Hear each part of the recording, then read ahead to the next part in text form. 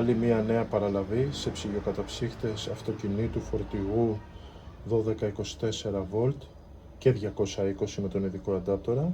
Το συγκεκριμένο είναι της εταιρείας Demon, είναι το μοντέλο WXR35, 35 λίτρα χωρητικότητα. Έχει εδώ πέρα οθόνη με την οποία μπορούμε και βλέπουμε ακριβώς τη θερμοκρασία που έχει μέσα το ψυγείο και ο καταψύχτης, την τάση της μπαταρίας.